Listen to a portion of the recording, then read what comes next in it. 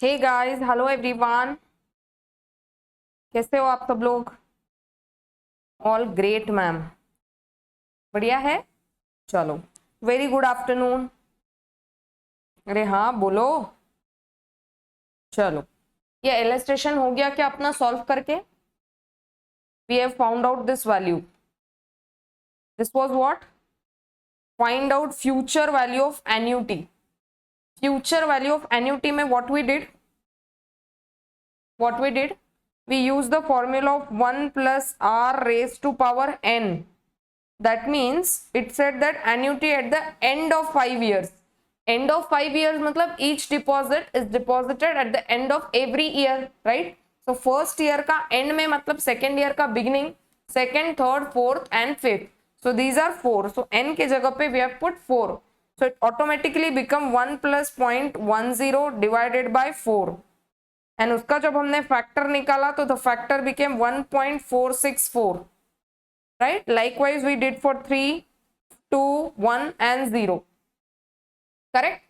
Now the same thing we have to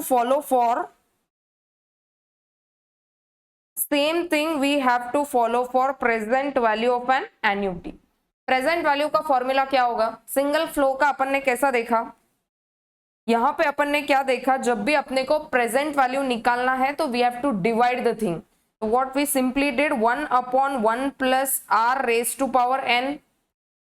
ऐसा कर दिया ना इसको? अरे हाँ या ना? ऐसा कर दिया इसको. एन्युटी में क्या होता है? सालाना, हर साल अपन कुछ एक एनुअल अमाउंट को डिपॉजिट कर रहे हैं. अब यहाँ पर क्वेश्चन पूछा है, suppose you expect to receive 1000 annually for 3 years. You expect to receive annually 1000 for 3 years. मतलब क्या? एक साल खत्म हो गया, 1000 मिलेगा. 2 साल खत्म हो गया, 1 साल मिलेगा. 3 साल खत्म हो गया, 1 साल मिलेगा. This is what 1 year, 2 year, 3 year. समझा क्या आपको? हर साल अपने को रिसीव होने वाला है. We will get this amount. Each receipt occurring at the end of the year. मतलब क्या? अगर आज कुछ डिपॉजिट हो रहा है तो ये एक साल अपने को 1 साल बाद मिलने वाला है. दैट मीन्स आपको ये 1 ईयर का कैलकुलेशन करना है. कैसे करोगे? 1/1 plus r raise to power. r means यहाँ पे क्या बोला है? 10% बोला है. Look here, it is 10%. So we will do it 0.10 raise to power 1. Correct? जो अमाउंट 1 साल बाद मिलने वाला है उसका आज का वैल्यू क्या? जो अमाउंट 2 साल के एंड पे मिलने वाला है, 2 ईयर के एंड पे मिलने वाला है, उसका आज का वैल्यू क्या? 1/1 प्लस 0.10 रेज टू पावर 2. जो अमाउंट 3 साल बाद अपने को 1000 मिलने वाला है उसका आज का वैल्यू क्या? समझा क्या? अपने को आज का दाम निकालना है. Therefore 1/1 plus 0.10 raise to power 3. अब इसमें एंड और इसका अगर आप इसको फ्यूचर वैल्यू से कंपेयर करेंगे तो वो नहीं होने वाला. ये क्या बोल रहे हैं कि रिसीट अपने को eight the end of the year मिलने वाला है. मतलब कुछ मैंने अगर आज डिपॉजिट किया है, today if I invest something, 1 साल बाद में मैच्योरिटी पे मुझे 1000 मिलने वाला है. दैट मीन्स ये 1 साल के लिए इन्वेस्ट हो गया पैसा. और फ्यूचर वैल्यू में जब वो बोलते हैं कि हम लोग डिपॉजिट कर रहे हैं आज मतलब बिगिनिंग बोलो या एंड बोलो तो फर्क पड़ता है फॉर्मूला में. ठीक है? अगर एंड में बोलते हैं तो अपने को n-1 पीरियड लेना पड़ता है. फॉर एग्जाम्पल ऊपर बोला था 5 years, but we took it as 1 plus r raise to power n के जगह पे अपन ने 4 लिया था. समझा क्या? Because it told us that it is invested at the end of the year. And this is telling कि receipt at the end of the year. Receipt at the end of the year and invest at the end of the year में फर्क होता है. समझा क्या? एक और बार मैं यहां पर आपको एक्सप्लेन करना चाहूंगी because I don't want the confusion. When you find out the future value means today you invest and you are getting this value here. तो you are finding out this. ये फाइंड आउट करना है future value में. तो अगर ये लोग बोलते हैं कि इन्वेस्टेड अमाउंट जो है at the end of the period है, तो अगर कोई पर्सन बोलता है कि हमको 5 years का कैलकुलेशन करके बताओ and investment at the end of the period है, तो एक साल के एंड पे अगर मैं कुछ इन्वेस्ट कर रही हूं तो ये सेकेंड ईयर का बिगिनिंग हो गया, समझा क्या? बिगिनिंग हो गया. So it is calculated like this, second, third, fourth and fifth. ठीक है, सेकेंड ईयर पूरा, क्योंकि ये सेकेंड ईयर बिगिनिंग है तो सेकेंड ईयर पूरा कैलकुलेट होगा पूरे एंड तक, थर्ड ईयर पूरा, फोर्थ ईयर पूरा, फिफ्थ ईयर पूरा. लाइकवाइज ये 4 ईयर्स हो जाएंगे. तो इसमें क्या होता है, 1 plus R raise to power N, इसको अपन लिखते हैं 1 plus R raise to power 4, since ये 5 साल बोला है at the end of the period. और अपने को जब बोलते हैं कि प्रेजेंट वैल्यू निकालो, प्रेजेंट वैल्यू मतलब एनीथिंग, यहाँ का वैल्यू गिवन है, future value is given, we have to find out this value, present value निकालना है. एंड दे आर टेलिंग कि you get the receipt at the end of the period. Eight the end of the period मतलब मैं अगर अलग अलग timelines निकालू तो ये 0th है अभी, मतलब अभी इन्वेस्ट कर रहे हैं नाउ, एंड 1 ईयर के एंड में आपको रिसीट मिलने वाला है, तो ये पूरा साल कैलकुलेट हो गया. समझा क्या? और प्रेजेंट वैल्यू अगर निकालना है तो हम क्या करते हैं, अगर उल्टा जा रहे हैं, अगर अपन उल्टा आ रहे हैं तो we are using the formula is 1 divided by 1 plus R raise to power N. I hope the concept is clear now. ठीक है, चलो इसको सॉल्व करेंगे क्या? इसको सॉल्व करो प्लीज. यहां पे बनाएंगे हम लोग पीरियड,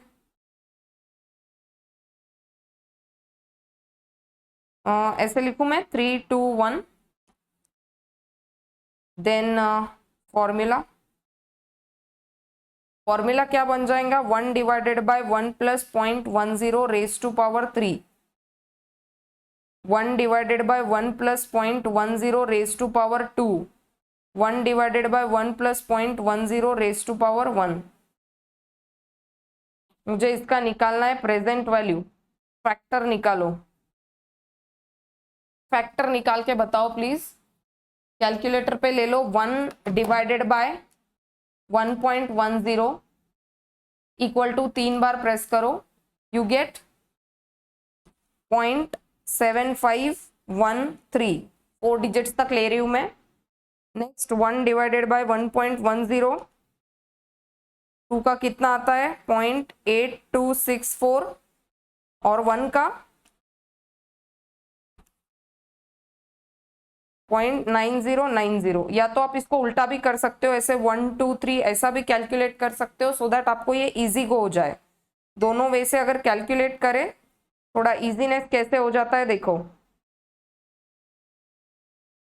0.102, 1 डिवाइडेड बाय 1 प्लस 0.103, कैसा इजीनेस बढ़ जाता है. 1 डिवाइडेड बाय 1.10 ले लो, इक्वल टू प्रेस करो तो आ गया 0.9090, और एक बार इक्वल टू प्रेस करो तो आ गया 0.8264, और एक बार इक्वल टू प्रेस करो तो आ गया 0.7513. मतलब आपको सिर्फ इक्वल टू प्रेस करना है. ठीक है, तो we are not using this formula, we are using this formula, मतलब क्रोनोलॉजी ऐसा यूज करेंगे. ठीक है, अब करना कुछ नहीं है, ये फैक्टर आ गया, ये फैक्टर इनटू अमाउंट कर देना है, 1000 1000 1000. करो सॉल्व.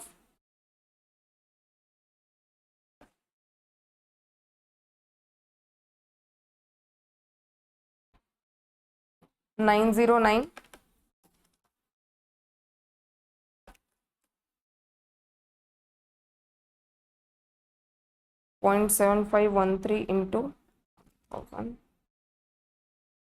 751.3. करो, टोटल लगाओ. आप m प्लस फंक्शन भी यूज कर सकते हो, तो अगर आप जब भी ये इंटू ये करते हो तो m प्लस प्रेस कर दो इक्वल टू प्रेस करके. अगेन जब ये इंटू ये करते हो तो m प्लस प्रेस कर दो, ये इंटू ये करते हो तो m प्लस प्रेस कर दो, एंड देन प्रेस MRC. ठीक है, तो कितना आ गया वो,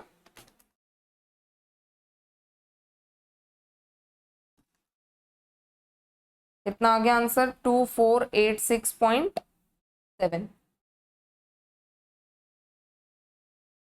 this is the present value of annuity मिला के सबका. ठीक है, अभी फॉर्मूला वाइज सॉल्व करेंगे। फॉर्मूला फॉर्मूला कैसा बनता है इसका बताओ, बुक में नहीं समझ में आएगा आपको।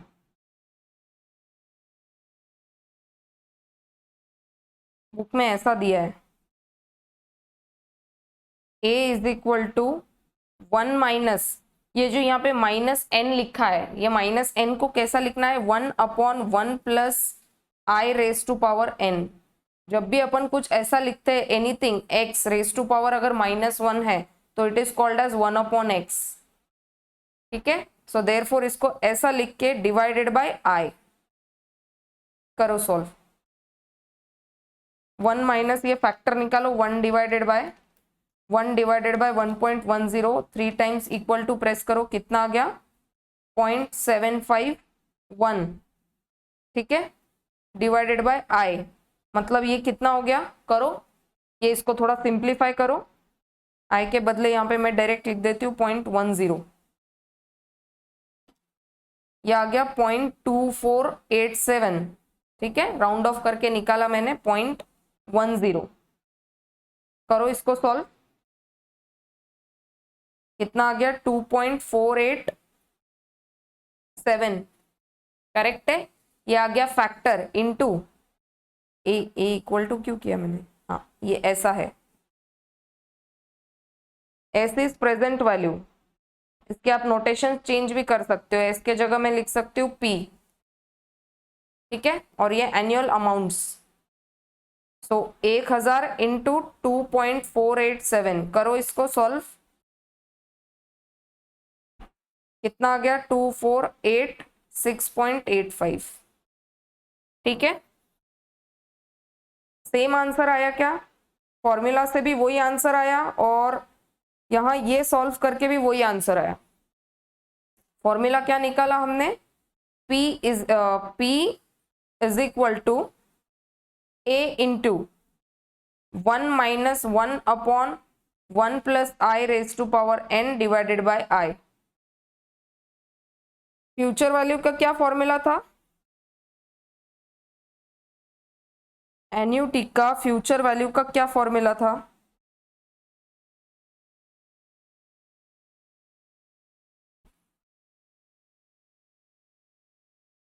ऐसा कुछ था, r into 1 plus I raise to power n minus 1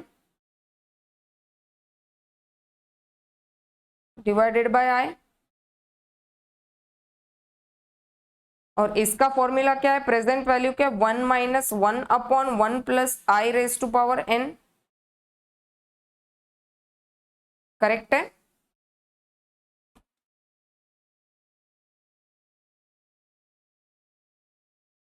अगर आप इस तरीके से इसको सॉल्व करना चाहोगे 1/1 plus I raise to power n minus 1, तो ये माइनस में वैल्यू आएगा।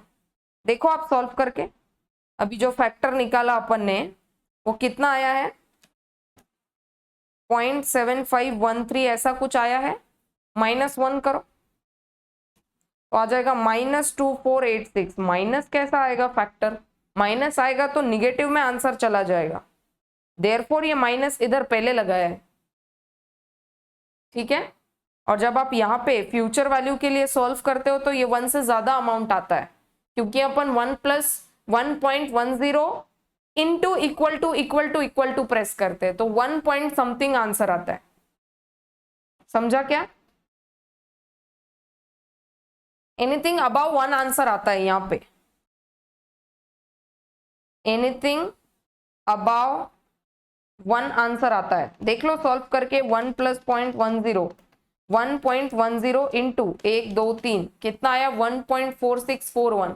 अब उसमें से -1 करोगे तो फैक्टर क्या आता है 0.4641, हाँ ना, और यहाँ पे क्या हुआ, एनी लेस देन 1 आंसर आ रहा है 0.7513, बिकॉज हम लोग फ्यूचर वैल्यू नहीं निकाल रहे, प्रेजेंट वैल्यू निकाल रहे। 1 रुपए का अगर फ्यूचर वैल्यू 1 रुपया होगा तो उसका आज का दाम कितना, ऐसा निकाल रहे हैं हम। ठीक है, तो 1 रुपए अगर 3 साल बाद हमको मिल रहा है तो उसकी आज की वैल्यू होती है 0.7513, उसमें से हमको एक घटाना है, अगर यहां से एक घटा देंगे तो माइनस में आंसर आ गया।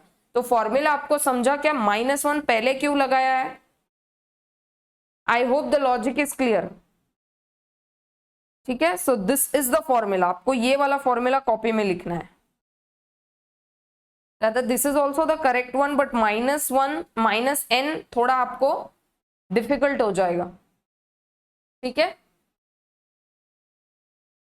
I hope you know all the logics and जितना भी कॉन्सेप्ट अपन ने डिस्कस किया है, future value of single cash flow का फ्यूचर वैल्यू, एन्युटी का फ्यूचर वैल्यू, देन उसके बाद में present value single cash flow का एंड प्रेजेंट वैल्यू एन्युटी वाला, आपको समझ में आया है? ठीक है, सो डन। अब ये एक रूल है, पढ़ लो तो एक बार please. Period required for doubling the amount, पढ़ लो ये एक बार please. Waiting.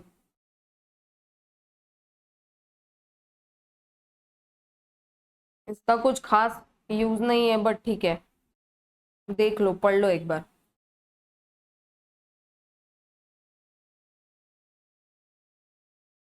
It says a common question which arises among investors is that how much period will it take for the amount invested to be doubled at the given rate of interest? पैसा double कब होगा?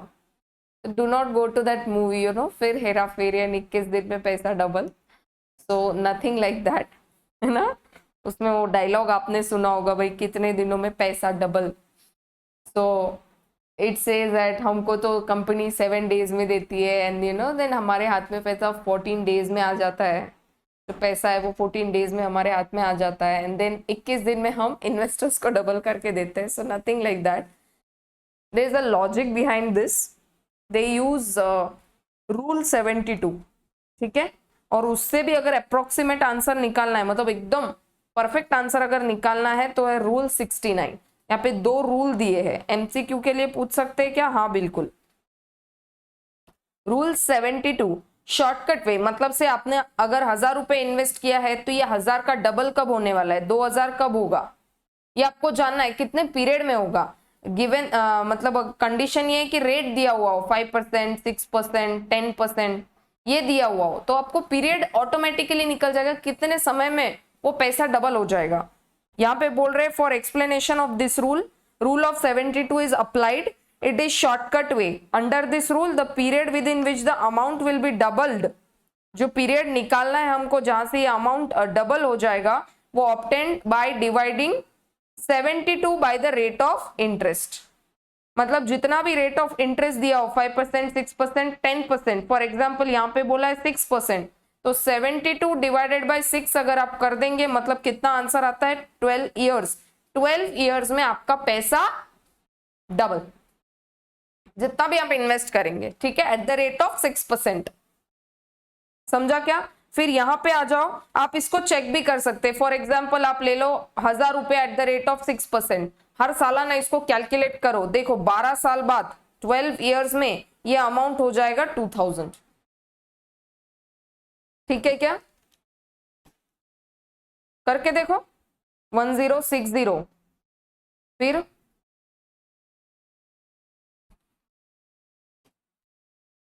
करो 1123 plus 6%, 1191 plus 6%, 1262 plus 6%, 1338, करो ऐसा, लिखो 6%, 6%, 1418 plus 6%, 1503 plus 6%, 1593 plus 6%, 1689 plus 6%, 1790 plus 6%, 1898 plus 6%, 2012। Approximately आ गया क्या 2000?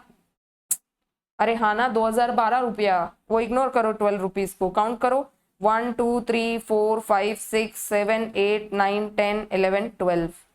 आई मीन इसको स्किप करो, एक सेकेंड, मैंने इसको इंक्लूड कर लिया ना। 1000 तो आप इन्वेस्ट कर रहे हो, यहाँ से काउंट करो 1 2 3 4 5 6 7 8 9 10 11 12। हो गया क्या? 12 ईयर्स में पैसा डबल, है ना? तो ये है रूल 72। और अगर एक्यूरेट वे अगर आपको निकालना है तो बोलते हैं रूल 69 यूज करो। उसका फॉर्मूला है 69 divided by interest rate plus 0.35, ठीक है। तो समथिंग लाइक दिस आएगा ये 69 डिवाइडेड बाय 6 प्लस 0.35। करो इसको सॉल्व,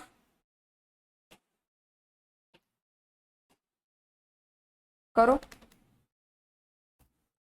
69 डिवाइड बाय 6 प्लस 0.35 आ गया कितना 11.85 ईयर्स। मोटा मोटी अगर राउंड फिगर जानना है तो ये देखो 12 साल अपन ने निकाल लिया है, तो ये अमाउंट आया है 2012। और अगर एक्यूरेट आपको सिर्फ 2000 लाना है आंसर तो वो आ जाएगा 11.85 ईयर्स, ठीक है, समझा। तो ये है रूल, डबलिंग रूल। तो ये एमसीक्यू फॉर्मेट में पूछ सकते हैं या फिर आपको एक आधा थियोरी क्वेश्चन पूछ सकते हैं कि भाई period required for doubling the amount, तो 2 to 3 मार्क्स के लिए पूछ सकते हैं अगर पूरा थ्योरी क्वेश्चन पूछा तो। नहीं तो अगर सॉल्व करने के लिए पूछा या एमसीक्यू पैटर्न में पूछा तो can be asked which rule is used for doubling the amount at so and so interest rate and which is the accurate way. तो दो चीजें हो सकती है, ये है rule 72 approximate answer and accurate के लिए रूल 69। 69 का मत भूलो, 0.35 ऐड करना है, ठीक है। 72 तो 72 I mean 72 divided by interest rate, 69 by divided by interest rate, सिर्फ यहाँ पे 0.35 को ऐड करना है, ठीक है। आई hope the concept is clear now. तो अपना ये पूरा जो सॉल्विंग पार्ट है ये पूरा हो गया।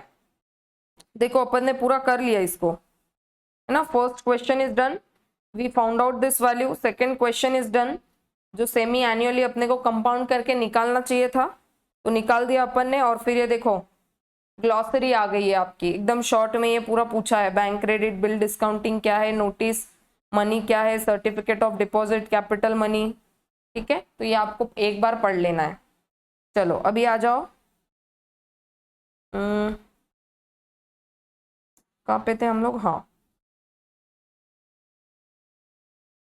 इंट्रोडक्शन टू फाइनेंस क्या फाइनेंशियल मैनेजमेंट का last portion 6.5 introduction to financial markets. Financial markets क्या होता है, कोई बताएगा प्लीज। फाइनेंशियल मार्केट जहां से मनी अरेंज होता है। फाइनेंशियल मार्केट में आपका ये ज्यादा करके ये जो आईपीओज है, एफपीओज है, कुछ नाम सुना है क्या आपने ऐसा, forward contract, swaps, future contracts, options, call option, put option, सुना है ऐसा कुछ। स्वैप्स होते हैं इसमें,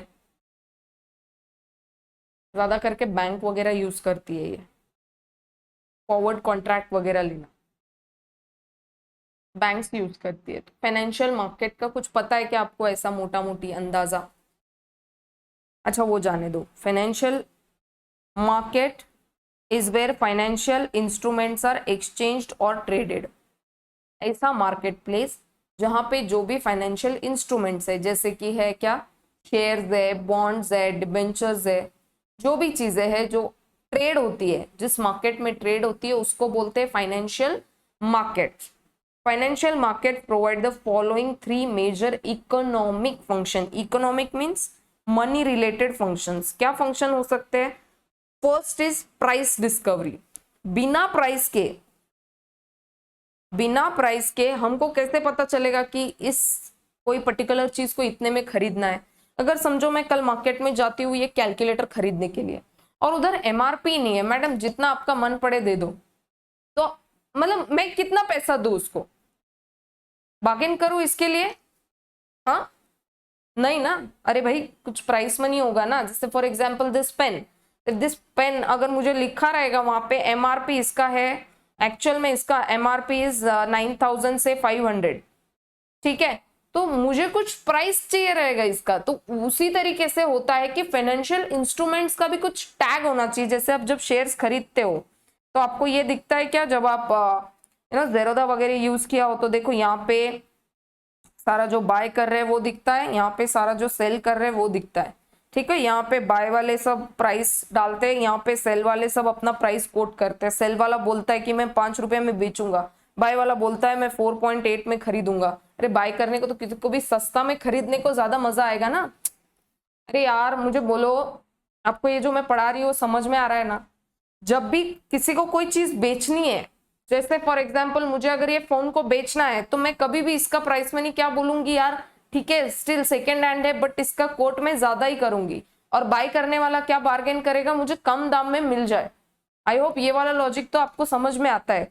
फिर क्या होता है कहीं ना कहीं, अभी अगर सेल वाला बोलेगा नहीं 5 रुपया में ही बेचूंगा, बाय बोलेगा मैं 4.8 में ही खरीदूंगा, तो बात नहीं बनने वाला है। अच्छा सेल वाले को भी थोड़ा सा कहीं ना कहीं उसको एडजस्ट करना पड़ेगा, बोलना पड़ेगा चल तेरा ना मेरा 4.9 में कोट करूंगा, इससे कम तो नहीं, 4.9 मेरा आखिरी प्राइस है। ये बोलेगा चल ठीक है 4.8 बोला, तू 4.9 बोल रहा है ना, इट्स ओके चलो I will buy it at 4.9, ना तेरा ना मेरा 4.9। तो ऐसे करके एक प्राइस डिसाइड होता है जिससे कि दोनों का फायदा हो, मतलब जो बेच रहा है उसका भी फायदा और जो बाय कर रहा है उसका भी फायदा हो। बेसिकली सबको रिटर्न कमाना है यहाँ पे। ये बाय करेगा तो ये भी क्या होल्ड करके नहीं रखने वाले, कभी ना कभी इसको बेचेगा। अगर आज इसको 4.9 में खरीद रहा है, लॉन्ग टर्म के लिए होल्ड कर रहा है, तो मे बी ये 6 रुपये में उसको सेल करे। समझा क्या आपको? तो वही बोलते हैं प्राइस डिस्कवरी। कैसा बनेगा प्राइस डिस्कवरी? कुछ भी हो, हर चीज का प्राइस डिस्कवरी ऐसा ही होता है। सब्जी मंडी में जाओ, you know if the 4 vendors are sitting side by side, और अगर मॉर्निंग में जाके हम लोग कोई बॉर्निंग करने जाते हैं, देखो तो बोलते हैं कि मॉर्निंग में आप फर्स्ट कस्टमर हो, तो मैं जाऊंगी और बोलूंगी कि 10 रुपीज पर केजी दे दो, तो वो बोलेगा नहीं नहीं मैडम इतना सस्ता तो हमको ही नहीं पड़ता है, 11 रुपए दे दो। बाजू में जाऊंगी तो he will give me at 10, और बाजू में जाओगे वो बोलेगा मैडम 9 रुपए में ही देता हूँ। तो प्राइस डिस्कवरी हो गया। देखो मुझे तो खरीदना है तो मैं कोई भी चीज को सस्ता में खरीदने का कोशिश करूंगी। जो मुझे 9 रुपीज में अच्छा क्वालिटी दे रहा है उससे मैं जो भी खरीदना है मुझे खरीदूंगी। अगर कोई 9 रुपीज बोलता है लेकिन क्वालिटी अच्छा नहीं है तो I won't buy. I need 2 things, quality and also price. तो अगर आपने एसएम में देखा होगा, मैंने एसएम में बहुत सारी चीजें ऐसे बताई है कि लोगों को सिर्फ दाम से मतलब नहीं है, टाइम से भी मतलब है, कितना जल्दी वो चीज अवेलेबल हो रहा है। से फॉर एग्जाम्पल एनीथिंग, कोई भी चीज हो 10,000 की है वो 2 दिन बाद प्रोवाइड होगी, और कोई चीज है जो एकदम 7,000 में है बट 1 महीना लग जाएगा उसको मुझे मिलने तक, तो बताओ मुझे कौन सा प्रेफरेबल हो जाएगा आपके लिए? 7,000 भर के 1 महीना वेट करूं अगर मुझे कोई चीज एकदम अर्जेंटली रिक्वायर्ड है, या फिर 2 दिन में 10,000 रुपए पे करके मंगवा लूं? मैडम एग्जैक्टली आप क्या वो बात कर रहे हो, कुछ सोचो ही मत। 10,000 भरो, आपको अर्जेंटली रिक्वायर्ड है, 2 दिन में आपका सामान आ जाएगा, आप उससे ज्यादा अर्न कर लेंगे। समझा क्या आपको? अगर वही चीज 7,000 में कोई मुझे अगर 3 दिन में प्रोवाइड कर रहा है तो I will go for 7,000। So it matters, price matters, quality matters, time of delivery also matters. तो बाकी सारा ऐसा दिमाग में भर्ती करके हम लोग वो एक प्राइस फिक्स कर लेते हैं। We are not going moving into you know OM and SM now, but then still I am telling कि दैट मैटर्स। वो सारे फैक्टर्स हम लोग कंसिडर करते टू डिसाइड अपॉन कि हम लोग वो खरीदे या ना खरीदे।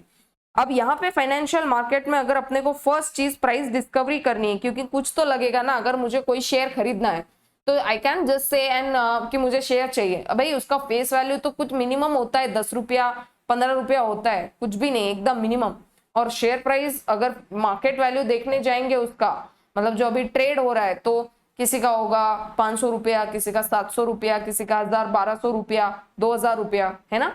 सो it says function means transaction between buyer and seller. ये देखो बाय वाला कोट कर रहा है, सेल वाला कोट कर रहा है। Between buyers and sellers of financial instruments, instruments मतलब ये देखो शेयर्स में ट्रेड कर रहे हैं। In the financial market determine the price of traded asset. Traded asset मतलब जो भी इंस्ट्रूमेंट में वो डील कर रहे हैं, any kind of share. At the same time the required return from the investment of funds. कोई भी पर्सन अपना required rate of return earn करने के लिए बैठा है। कल को जाके सेलर ये नहीं बोलेगा चलो ठीक है आप 4.8 बोल रहे हो ना, 4.8 में ले लो। नो नो नो, ऐसा नहीं होने वाला। और अदर ऐसा भी नहीं होगा कि बाय वाला इसको 5 में खरीद ही लेगा। से फॉर एग्जाम्पल इसका प्राइस और 10 भी कोट हो सकता है, बाय वाला लगे ही बोल रहा है एकदम कि मुझे ये चीज को 4 रुपए में दे दो, देगा क्या वो?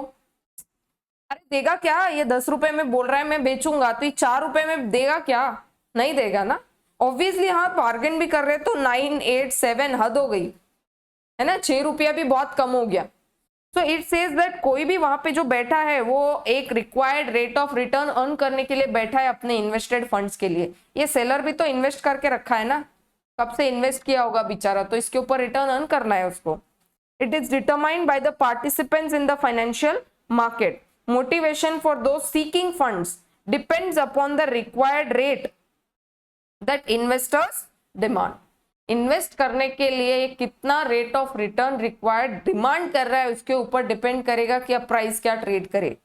It is these functions of financial market that signal how the funds available from those who want to lend it or invest the funds will be allocated. जिसको इन्वेस्ट करना है और जिसको लेंड करना है, मतलब जो पैसा उधारी पे देगा और जो अपने फंड को जमा करके कुछ बिजनेस करेगा या इन्वेस्टेड रखेगा, तो उसके ऊपर डिपेंड करेगा कि फंड्स कैसे अवेलेबल होंगे. Signal how the funds available from those who lend or invest funds will be allocated among those needing funds and raise funds by issuing financial instruments.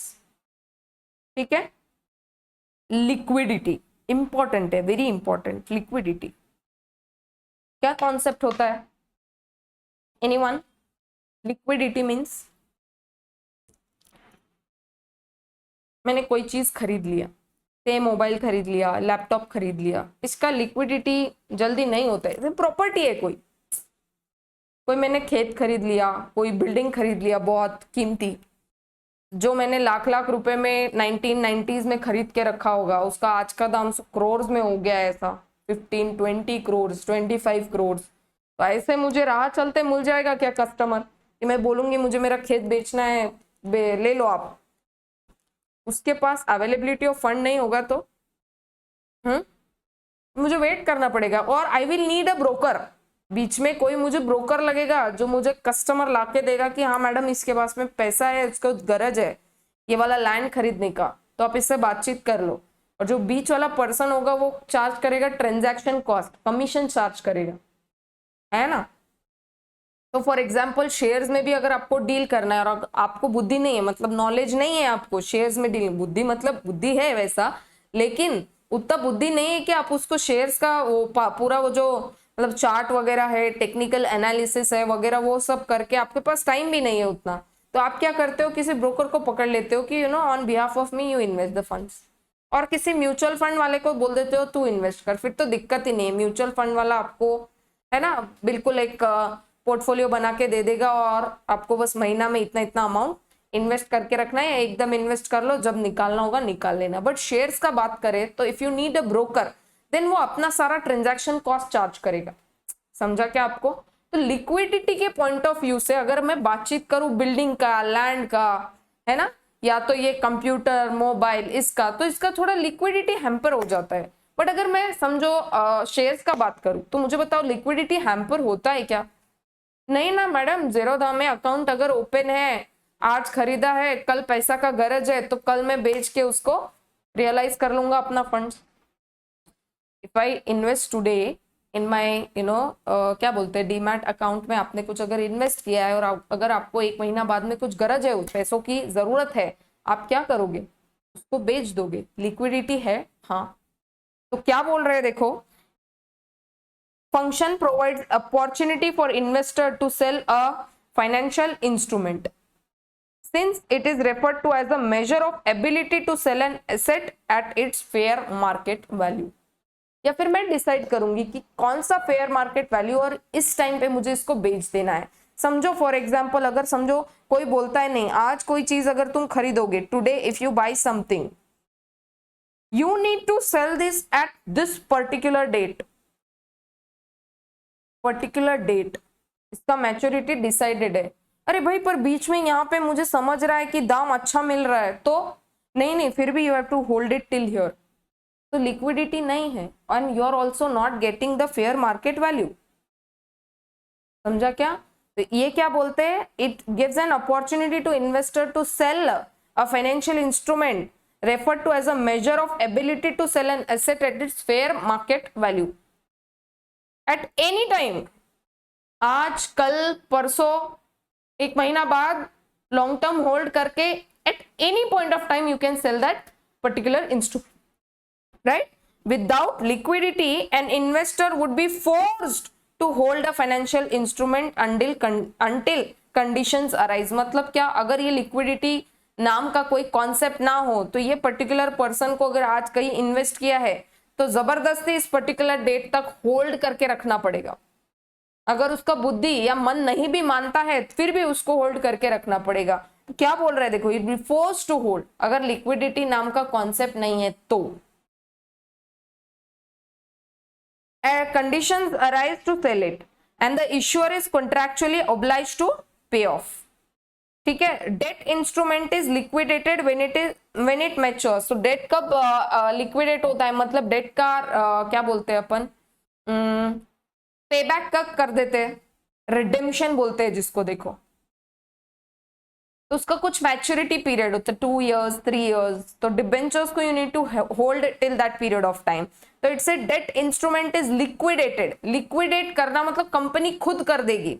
When it matures and equity instrument, equity instrument कब liquidate होता है, equity बोलो, याद करो, equity में हमने देखा था कंपनी इक्विटी को कभी भी लिक्विडेट कर देगी क्या? आज इक्विटी निकाला कल लिक्विडेट कर दिया, ऐसा है क्या? नहीं, it says it is either voluntary और इनवॉलेंट्री। मतलब ये कंपनी क्या बोल रहे हैं, until the company is equity instrument is until the company is either voluntary और इनवॉलेंट्री लिक्विडेटेड। जब कंपनी खुद से, मतलब क्या, वॉलेंट्रीली लिक्विडेट कर रही है तब लिक्विडेट हो जाएगा इक्विटी, इक्विटी वालों को इक्विटी के पैसे मिल जाएंगे। या इनवॉलेंट्रीली मतलब जब कंपनी को चाहिए कि भाई अब काम धंधा अच्छा नहीं चल रहा है, दूसरा कुछ करना है, देन कंपनी लिक्विडेट करेगी तो हो जाएगा। ठीक है, all financial markets provide some form of liquidity. Bank credit हो, कमर्शियल पेपर्स हो, या ये क्या बोलते हैं, डिफरेंट टाइप्स ऑफ जो भी अपन ने सोर्सेस ऑफ फाइनेंस देखे, हर जगह कुछ ना कुछ वे से लिक्विडिटी प्रोवाइड होता है, फॉर्म ऑफ लिक्विडिटी है। However different financial market are characterised by degree of liquidity. हर किसी का डिग्री ऑफ लिक्विडिटी अलग हो सकता है। ठीक है, किसी के कंडीशंस के साथ, किसी के अनकंडीशनल, है ना, दैट वे। समझा क्या? तो these are the 2 functions, price discovery, liquidity. Third function reduction of transaction cost. जब भी आप कभी इन्वेस्ट करते हैं, मैंने क्या बोला था, जब हम लोग लैंड बिल्डिंग खरीदने के लिए जाते हैं या बेचने के लिए जाते हैं, राह चलते इंसान से, मतलब anyone walking on the road, you can not just ask that person कि मेरा एक प्रॉपर्टी आप खरीद लो। If that property is 20 CR, will that person be able to pay that amount? No. Then you need to search for a person जिसके पास उतना पैसा भी है एंड उस प्रॉपर्टी का रिक्वायरमेंट है। So then you require a broker. What this broker does? क्या करता है वो, कि आपको आपका तो पता ही है कि आपको ये खेत बेचना है 20 CR का। He will look for some buyer. He has many contacts, ठीक है, into that market. And then you that person, the broker, he gets one person and tells कि हाँ इनको खरीदना है, प्लीज आप इनसे बातचीत कर लीजिए। You can have a negotiation as well।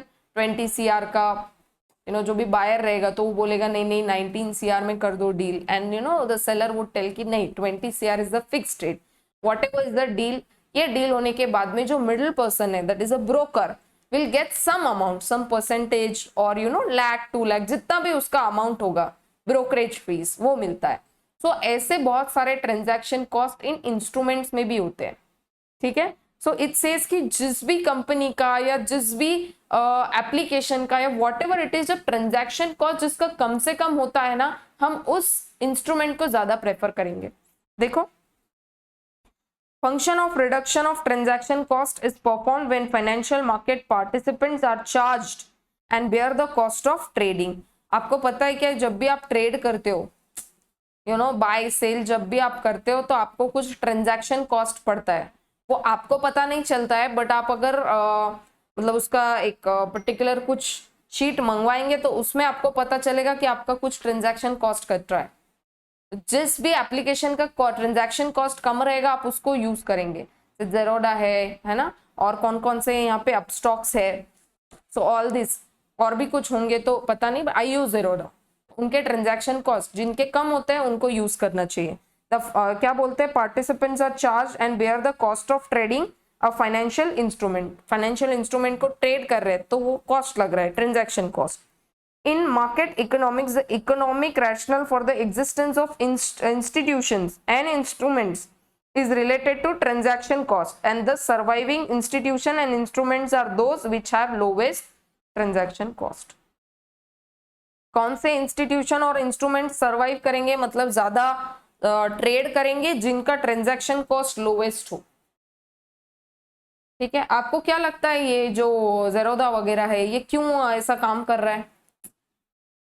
ये देखो, कोई कंपनी है, वो अपना स्टॉक्स वहां पे लिस्ट किया है, मतलब ज़ेरोधा पे आपको दिख रहा है, और आप पर्सन हो, आपको उस कंपनी का शेयर्स खरीदना है, तो वो ज़ेरोधा एक मिडिल पर्सन हो गया, मतलब कि acting as an agent for you people to you know. पहले के लोग वो ऐसे झाड़ पेड़ के नीचे जाके पेपर पे सारा लिखवा के दे used to have a certificate of the shares hold.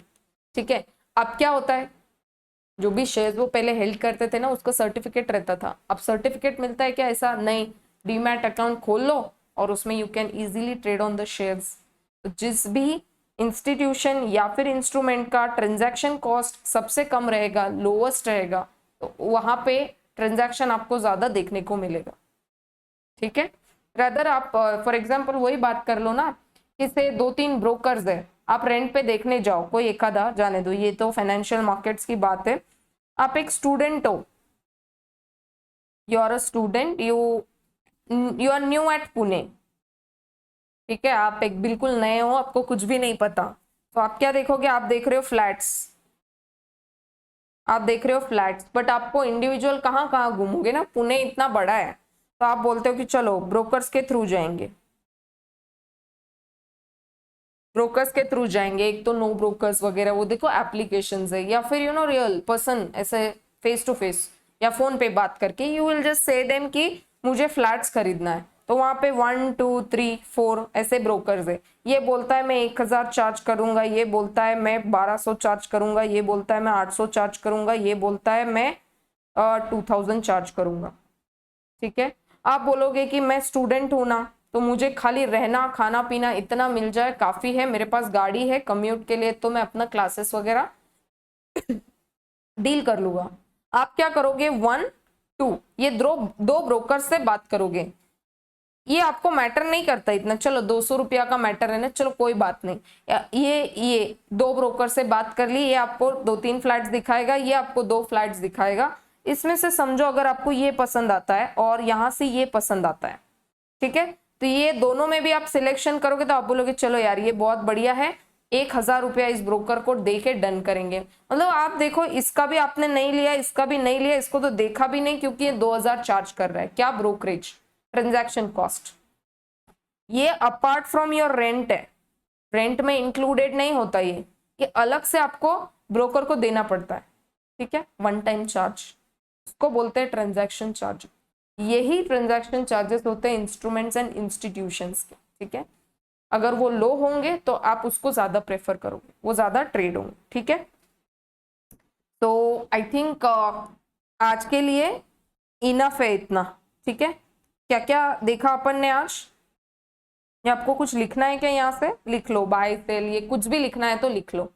तो मुझे बताओ, फाइनेंशियल मार्केट पहले तो होता क्या है? जहां पे फाइनेंशियल इंस्ट्रूमेंट्स ट्रेड होते हैं, that is what buy and sell होते हैं या एक्सचेंज होते हैं। ठीक है, फाइनेंशियल मार्केट के 3 इकोनॉमिक कुछ मेजर फंक्शंस है। कौन कौन से हैं मेजर फंक्शंस? प्राइस डिस्कवरी, वो कैसे पता चलेगा? बाय सेल करेंगे, वहां से पता चलेगा कि बायर कितने में खरीदने को तैयार है, सेलर कितने में बेचने को तैयार है, नेगोशिएट करके एक प्राइस पे डील करके उसको क्लोज करेंगे। लिक्विडिटी मतलब क्या? कोई चीज अगर हमने खरीद लिया है तो उसको हमको एक राइट रहना चाहिए कि जब हमारा मन करे, जब पैसे का है ना कीमत आए, जब हम लोगों को पता चल रहा है कि ये दाम पे बेच के हमको कुछ रिटर्न मिलेगा, सो वो टाइम पे हम लोगों को सेल करने का अथॉरिटी होना चाहिए, रादर देन जस्ट कि हाँ ये मैच्योरिटी पीरियड है और कंडीशन है, तो वो क्या हो जाएगा? वो क्या बोल रहे हैं? Force to hold. हमको ऐसा ऑप्शन नहीं चाहिए। वी वांट जब हमारा मन करे तब हम सेल करेंगे उसको, लिक्विडिटी। ठीक है, एंड देन उन्होंने डेट और इक्विटी के बारे में क्या बोला? डेट इंस्ट्रूमेंट का तो कुछ पीरियड होता है, जब भी वो मेच्योर हो जाता है तो उसका लिक्विडेशन हो जाता है। किसका? डेट का। और इक्विटी का, जब भी कंपनी वॉलेंट्रीली या इनवॉलेंट्रीली लिक्विडेट होती है खुद, तब जाके इक्विटी का क्या होता है? विध्वंस होता है। विध्वंस मतलब क्या? Liquidation. Then reduction of transaction cost, जिसका ट्रांजैक्शन कॉस्ट लोवेस्ट होगा उसके जो भी मतलब क्या इंस्ट्रूमेंट्स है फाइनेंशियल वो सर्वाइविंग रहेंगे, मतलब क्या, वो ज्यादा ट्रेड होंगे। ठीक है, देन है नीचे आ जाओ क्लासिफिकेशन ऑफ फाइनेंशियल मार्केट्स, मतलब क्या आपने ये सुना होगा क्या, ये तो सुना होगा पक्का, primary market, secondary market, capital market में। तो अगर फ्लो चार्ट में देखेंगे तो फाइनेंशियल मार्केट मतलब क्या, अभी हमने देखा जहां पे हम लोग चीजें सेल एंड परचेस करते हैं, सेल एंड बाय करते हैं या बाय सेल करते हैं। ठीक है, तो फर्स्ट होता है मनी मार्केट। मनी मार्केट मतलब क्या, जहां से भी आपको शॉर्ट टर्म कुछ फाइनेंस अरेंज करना है तो उसको बोलेंगे मनी मार्केट। और कैपिटल मार्केट मतलब आपको ह्यूज कैपिटल रिक्वायर्ड है, मतलब कि ज्यादा पैसा अगर आपको कलेक्ट करना है तो है primary market and secondary market. अगर आप नीचे आएंगे यहाँ पर तो ये देखो इन्होंने कुछ बोला है, आई थिंक इससे आप ऐसे रूबरू भी होंगे। आई जस्ट शो यू, ये मैंने थोड़ा हाईलाइट नहीं किया है बट मैं आपको बता सकती हूँ। ये देखो प्राइमरी एंड सेकेंडरी मार्केट है। प्राइमरी मार्केट में क्या होता है, न्यू सिक्योरिटीज आती है, जैसे आईपीओ है, एफपीओ है, जब कंपनी निकालती है उसको प्राइमरी मार्केट बोलेंगे। और सेकेंडरी मार्केट किसको बोलेंगे, सेकेंडरी मार्केट आफ्टर मार्केट और stock market where securities have been issued before are traded. ठीक है, बायर्स एंड सेलर्स होते हैं वहां पे मल्टीपल, जो फैसिलिटेट करते हैं transfer of security and bring liquidity to securities, मतलब अपन जैसे लोग। कंपनी जब आईपीओ एफपीओ निकालती है तो उसको बोलते हैं प्राइमरी मार्केट। सेकेंडरी मार्केट मतलब क्या, मैं अगर कोई शेयर बेच रही हूँ आपको, आप किसी और को, आप किसी और को, ऐसे मतलब जो ये शेयर्स का डीलिंग रिटेलर्स जो कर रहे हैं बाय सेल जेरोडा वगैरह पे, उनको क्या बोलते हैं, सेकेंडरी मार्केट। ठीक है, और एक होता है derivatives market and another component of capital market, जैसे मैंने आपको है ना शुरुआत में बताया था फॉरेक्स। फॉरेक्स मतलब क्या, कन्वर्जन ऑफ यूएसडी, यूरोज, येन, रूपी, इन सब का कन्वर्जन करना, कहाँ पे इन्वेस्ट करना, रिटर्न कहाँ से कितना मिलेगा। देन उसके बाद में डेरिवेटिव मार्केट में क्या होता है, forward contract, futures, options and swaps. ये ऑप्शन कॉन्ट्रैक्ट्स में वो आपने सुना होगा, call option, put option. Then futures, forward contract, ये मेजरली बैंक्स यूज करती है फॉरवर्ड कॉन्ट्रैक्ट में डील करना। एंड देन स्वैप्स, ये पूरा आपको पता नहीं इसका क्वेश्चंस वगैरह इधर पूछा है कि नहीं, बट हाँ सीए फाइनल में, एफए क्या लिख रही हूं मैं, सीए फाइनल में इसका बहुत मेजर डिस्कशन है। मेजर मतलब इतने क्वेश्चंस है डेरिवेटिव्स पे, forward contract, swaps, futures, options, huge. ठीक है क्या, तो इसको बोलते हैं कैपिटल मार्केट। और ये मनी मार्केट मतलब क्या, जहां से आपको शॉर्ट टर्म जो भी पैसा चाहिए वो अरेंज हो जाए, उसको बोलते हैं मनी मार्केट। फॉर एग्जाम्पल अगर आप यहाँ पे देखोगे तो आते हैं क्या, ये देखो treasury bills, commercial paper, rates offered on security, certificates of deposit, ज्यादा करके बैंक्स वगैरह के डीलिंग्स है। बैंक से आप जो बैंक क्रेडिट वगैरह वगैरह अरेंज करते हैं ना, उसको बोलते हैं मनी मार्केट। अगर आप यहाँ पे देखेंगे तो बोलते हैं short term funds to fulfil their borrowings and investment requirement at efficient market clearing price. ये देख रहे हैं, money market provides access to providers, that is financial and other institution in institution and user. Provider मतलब कौन, जो पैसा देने वाला है, और यूजर्स मतलब कौन, जो पैसा किसी का लेके यूज करेगा और बिजनेस करेगा। Comprising institution, government and individuals of short term funds. इसमें क्या आता है, short term funding to fulfil their borrowings and investment requirements at efficient market clearing price. ठीक है, मतलब सम रेट ऑफ परसेंटेज वगैरह। ठीक है, एक बार पढ़ लो इसको, रीड इट वंस।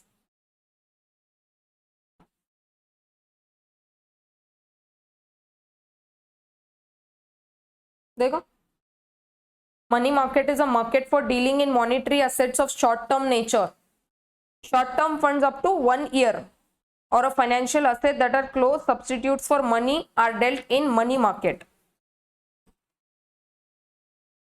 ठीक है, it is not a physical location like stock market. stock market जैसा नहीं है, but it is an activity that is conducted over telephone. ठीक है, it is an activity conducted over telephone.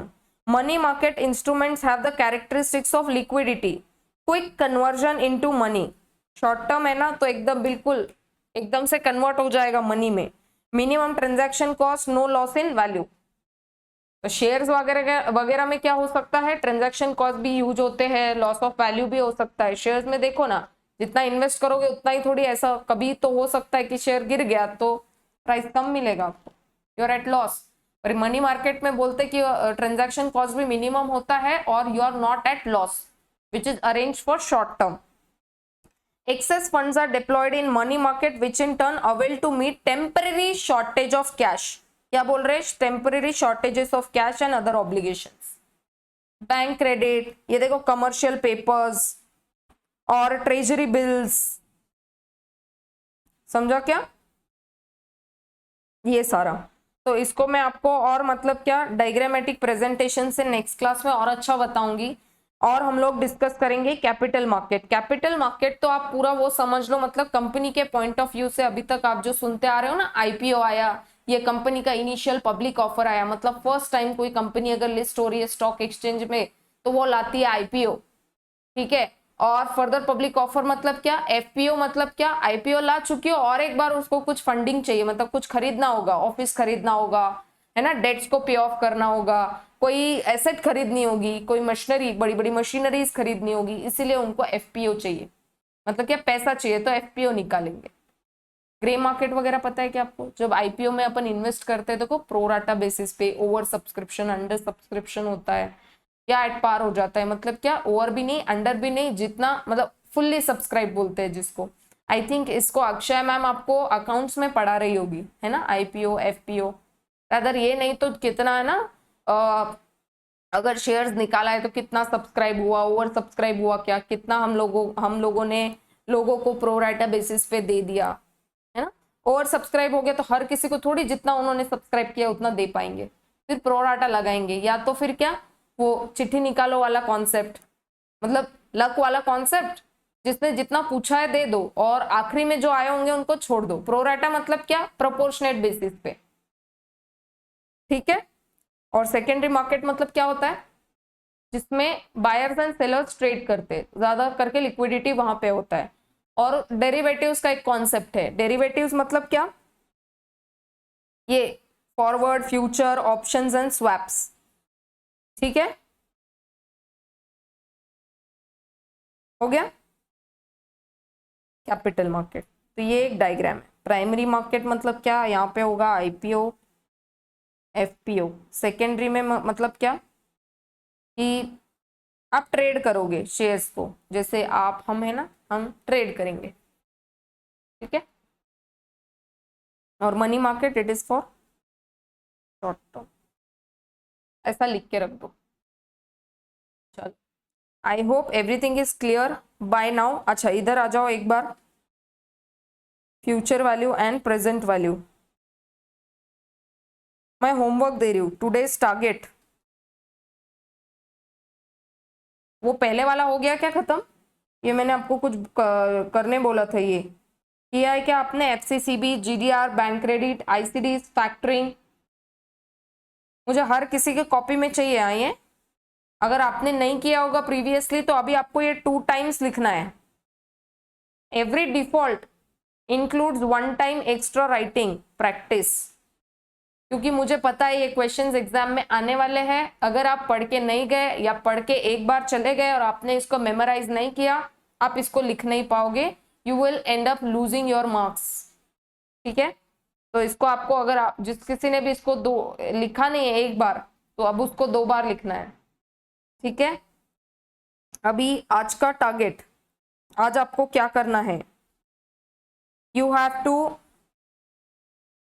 Do this time value of money, you need to memorise, मतलब आपको खुद को समझाना है। कंपाउंडिंग का मतलब, डिस्काउंटिंग का मतलब, मेरा लेक्चर तो सुन लिया अभी आपने, अभी आपको खुद ही को एक्सप्लेन करना है। You have to explain it to yourself what is compounding, compoundings के क्या क्या नीचे ऑप्शंस है, मतलब क्या कंपाउंडिंग मीन्स में फ्यूचर वैल्यू निकालना, सिंगल फ्लो उसका फॉर्मूला, मल्टीपल फ्लोज उसका फॉर्मूला, एन्युटी उसका फॉर्मूला।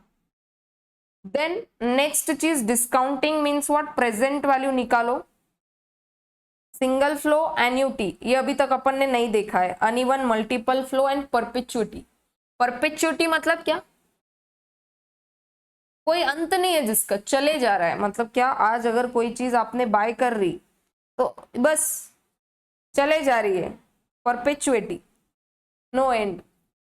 उसका कॉन्सेप्ट ही अलग है। उसके क्वेश्चंस वगैरह आप लोग को पूछे नहीं है। आई सी अगर आपके है ना एमटीपी या पास पेपर्स इधर कहीं पे, क्योंकि यहाँ पे मुझे इतना रिक्वायर्ड स्टफ मिला नहीं है, तो आई सी, आई लुक आफ्टर, अगर ये कोई क्वेश्चंस मिलते हैं तो वी विल सॉल्व। ठीक है, perpetuity and uneven multiple flow. Then I want you people to solve upon this future value of single flow. Please tell me the formula of this.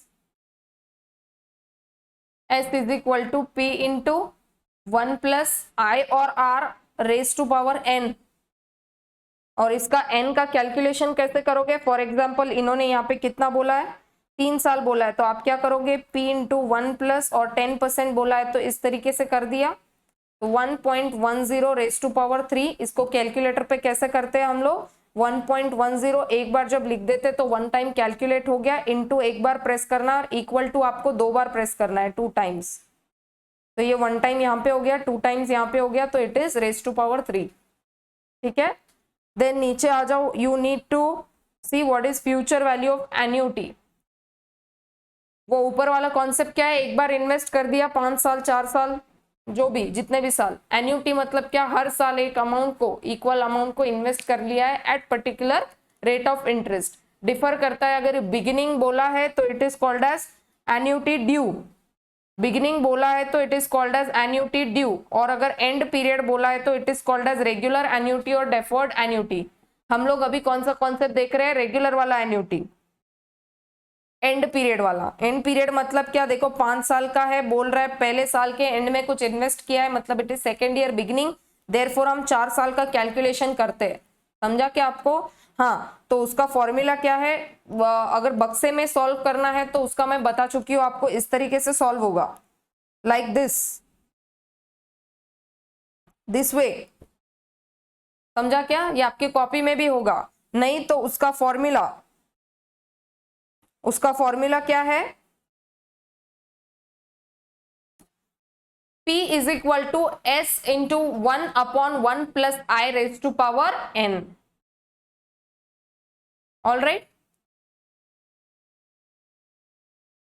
Then present value निकालना है, फिर उसका क्या करेंगे, sorry sorry annuity का ये formula है, वही तो मैं बोल रही हूँ यार, एन्युटी का ऐसे छोटा कैसे हो गया फॉर्मूला। एन्युटी का फॉर्मूला क्या हो जाएगा, Sn is equal to R in bracket 1 plus I raised to power n minus 1 upon I। ठीक है, ये इससे पूरा फैक्टर आ जाएगा, इससे फैक्टर आ जाएगा, इनटू आपको अमाउंट से मल्टीप्लाई करना है। Future value annuity, present value single flow future value का जो फॉर्मूला है उसका थोड़ा मैनिपुलेट करके ये फॉर्मूला बना है। लॉजिक मैं बता चुकी हूँ, जब फ्यूचर वैल्यू निकालते हैं तो समथिंग एडेड हो जाता है, इसलिए हम लोग क्या करते हैं, 1 plus n raise to power n into में जाता है, वो 1 इंटू, ये मैंने बता दिया था आपको, 1 into 1 plus I raise to power n. और जब बात आती है प्रेजेंट वैल्यू की, मतलब फ्यूचर वैल्यू ज्यादा ही होगा, उसका आज कितना दाम होगा वो निकालना है, तो 1 divide by 1 plus I raise to power n. समझा क्या? तो यहाँ पे ये मल्टीप्लाई काम करता है, यहाँ पे ये डिवाइड काम करता है, कहाँ पे, डिस्काउंटिंग में। So therefore this formula,